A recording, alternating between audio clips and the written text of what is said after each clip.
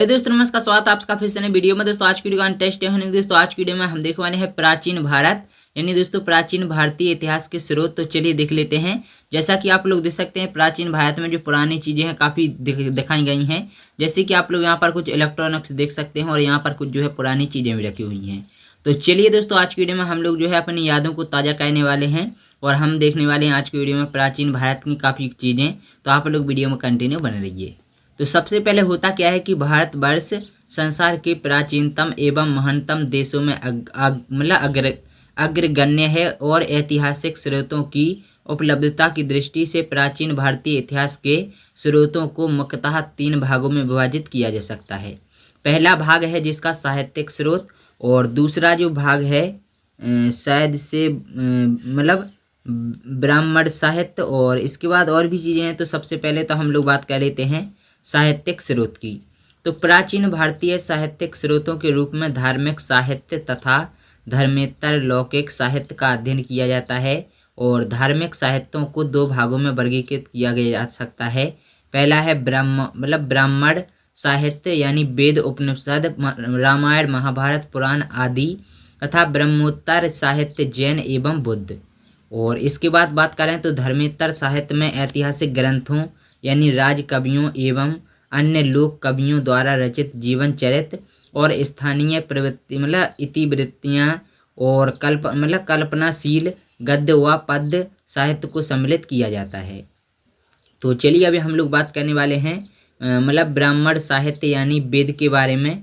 तो वेद भारत के प्राचीनतम साहित्य हैं जिनके संकलनकर्ता महर्षि कृष्ण और द्वैपायन वेदव्यास को माना जाता है, और वेदों के माध्यम से ही हमें वैदिक आर्यों के विषय में पर्याप्त जानकारी प्राप्त होती है। और इसके बाद अगर हम लोग बात करें तो वेदों की कुल संख्या 4 है, जिनमें से पहला वेद है ऋग्वेद, यजुर्वेद, सामवेद तथा अर्थवेद। दोस्तों इन चारों वेदों को सम्मिलित रूप से संहिता के नाम से जाना जाता है। ऋग्वेद 1500 ईस्वी पूर्व से 1000 ईस्वी पूर्व और ऋग्वेद रचनाओं में बद्ध भारत का सबसे प्राचीनतम ग्रंथ है, और ऋग्वेद के अधिकतर मंत्र देव आह्वान यानी देव स्तुति से संबंधित हैं, और ऋग्वेद के मंत्रों का उच्चारण करने वाले पुरोहित होत्र कहलाते हैं। और ऋग्वेद में कुल 10 मंडल, 1028 सूक्त एवं 10,580 ऋचाएँ हैं। इसके बाद ऋग्वेद के 2 से 7 तक के मंडल सबसे प्राचीन माने जाते हैं, वहीं पहला एवं 10वां मंडल सबसे अंत में जोड़े गए हैं। और ऋग्वेद की प्रासंगिकता को देखते हुए यूनेस्को द्वारा इसे विश्व मानव धरोहर के साहित्य के रूप में शामिल किया गया है। इसके बाद अगर हम लोग बात करें यजुर्वेद की, तो यजुर्वेद एक कर्मकांडीय वेद है।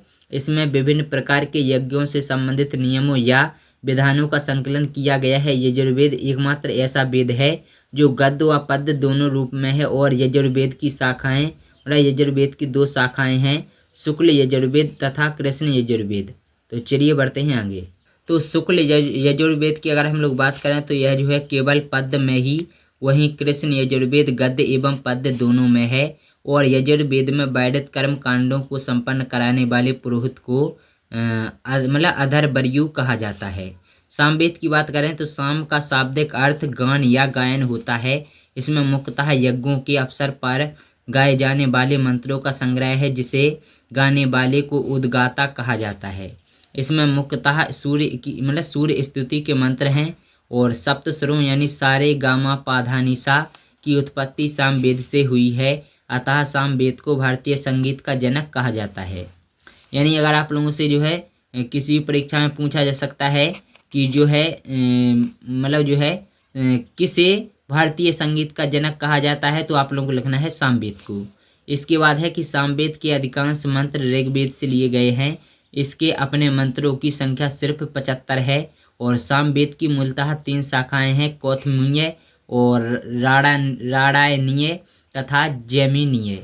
इसके बाद अर्थवेद की अगर हम लोग बात करते हैं तो यह अंतिम वेद है, जिसकी रचना अथर्व तथा अंगिरस ऋषि द्वारा की गई थी, और अथर्व ऋषि के नाम पर ही इसका नाम अर्थवेद पड़ा, और इसे अथर्वांगिरस वेद भी कहा जाता है।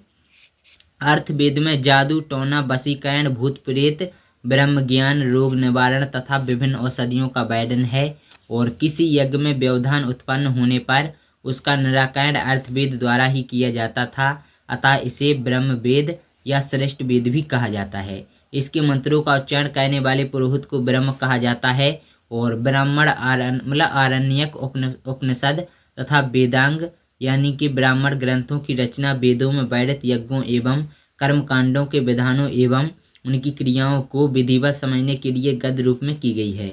दोस्तों, ब्राह्मण ग्रंथों के परिशिष्ट के रूप में जंगलों में निवास करने वाले सन्यासियों एवं शिष्यों के मार्गदर्शन के लिए लिखे गए ग्रंथों को आरण्यक के नाम से जाना गया है।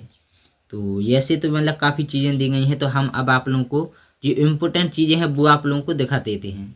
तो दोस्तों, यहाँ पर कुछ चीज़ें महाकाव्य के बारे में भी दी गई हैं, तो वे भी आप लोगों को बता देते हैं। महाभारत तथा रामायण 2 महत्वपूर्ण काव्य हैं। इन दोनों को आर्ष महाकाव्य के नाम से जाना जाता है और रामायण के रचयिता महर्षि वाल्मीकि थे, अतः इसका अंतिम संकलन 400 ईस्वी के आसपास हुआ। इसे भारत का आदि महाकाव्य माना जाता है। दोस्तों, चोल शासक यानी कुलोत्तुंग तृतीय के दरबारी कवि कंबन द्वारा रामायण का तमिल भाषा में अनुवाद किया गया था और महाभारत का संकलन करता वेद व्यास को माना जाता है। प्रारंभ में इसमें केवल 8800 श्लोक थे। तब इसे जय संहिता भी कहा जाता था, जिसका अर्थ होता है विजय संबंधी संग्रह, और महाभारत विश्व का सबसे बड़ा महाकाव्य है। वर्तमान समय में इसमें 1,00,000 श्लोक हैं, इसलिए इसे सप्तसाहस्री संहिता भी कहा जाता है।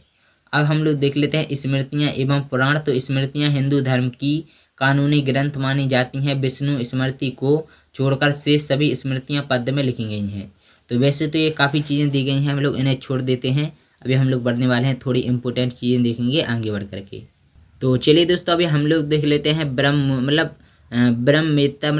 ब्रह्मोत्तर साहित्य यानी बौद्ध साहित्य। तो बौद्ध साहित्य ग्रंथों में त्रिपिटक का स्थान सर्वोपरि है, जिसमें बुद्ध की शिक्षाओं का संकलन है, और सुत्त पिटक, विनय पिटक तथा अभिधम्म पटक को सम्मिलित रूप से त्रिपिटक कहते हैं।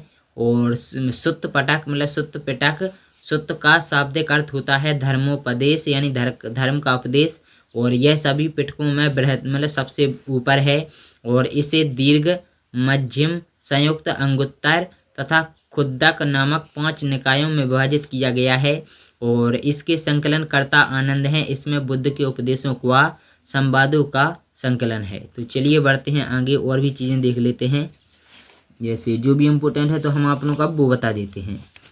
तो चलिए अभी हम लोग देख लेते हैं पुरातात्विक स्रोत। तो दोस्तों, इतिहास लेखन में पुरातात्विक स्रोत सर्वाधिक प्रामाणिक माने जाते हैं, क्योंकि पुरातात्विक स्रोतों के तथ्यों में फेरबदल की संभावना नगण्य होती है।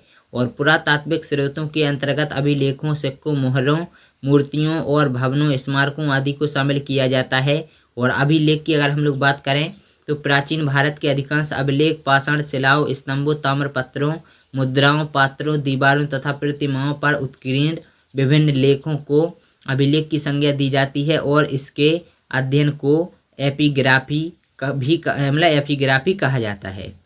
तो चलिए बढ़ते हैं आगे। तो चलिए दोस्तों, अभी हम लोग बात करने वाले हैं प्राचीन भारत के सिक्के एवं मोहरों के बारे में। तो सिक्कों के अध्ययन को मुद्रा शास्त्र यानी न्यूमिस्मेटिक्स कहा जाता है, और भारत के प्राचीनतम सिक्कों को पंचमार्क तथा आहत सिक्के कहा जाता था, जो अधिकांश चांदी तथा तांबे से निर्मित होते थे यानी बने होते थे।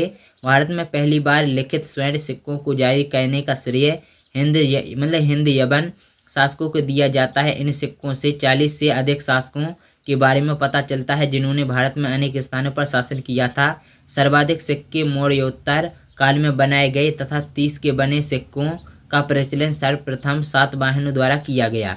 दोस्तों, सर्वप्रथम सिक्के पर लेख लिखने का कार्य यवनों ने किया था, और अवशेषों से प्राप्त मोहरों से प्राचीन भारत के व्यापारिक, धार्मिक तथा आर्थिक जीवन के बारे में पर्याप्त जानकारी प्राप्त होती है, और मोहरों के द्वारा भी हड़प्पा सभ्यता के बारे में पर्याप्त जानकारी प्राप्त होती है। तो चलिए अभी हम लोग बात कर लेते हैं मूर्तियों एवं चित्रकला के बारे में। तो मूर्तियां समाज के धार्मिक एवं सामाजिक तथा सांस्कृतिक चरित्र को प्रदर्शित करती हैं। हड़प्पा सभ्यता से प्राप्त मूर्तियों के द्वारा उसके विषयों में पर्याप्त जानकारी प्राप्त होती है, और भारत में मूर्तियों का व्यवस्थित शैली के अनुसार निर्माण सर्वप्रथम कुषाण काल से ही आरंभ माना जाता है। संभवतः सर्वप्रथम बौद्ध की मूर्तियों का निर्माण किया गया था और अजंता, एलोरा, बाघ आदि की गुफाओं से प्राप्त चित्रकला तत्कालीन समाज की सामाजिक, सांस्कृतिक एवं धार्मिक उन्नति का पूर्ण आभास कराती है। अब हम लोग देख लेते हैं स्मारक एवं भवन। तो स्मारक एवं भवनों के माध्यम से उस काल के लोगों को सामाजिक, आर्थिक एवं धार्मिक रुचियों एवं स्थितियों का पता चलता है। तो चलिए अभी हम लोग देख लेते हैं चीनी यात्रियों के विवरण। तो चीनी यात्री बौद्ध मतानुयायी थे और वे भारत में बौद्ध धर्म के विषय में जानकारी प्राप्त करने के उद्देश्य से आए थे। और फायान चंद्रगुप्त द्वितीय के शासनकाल में भारत आने वाला प्रथम चीनी यात्री था। इसके द्वारा लिखी गई पुस्तक का नाम फू यू की है।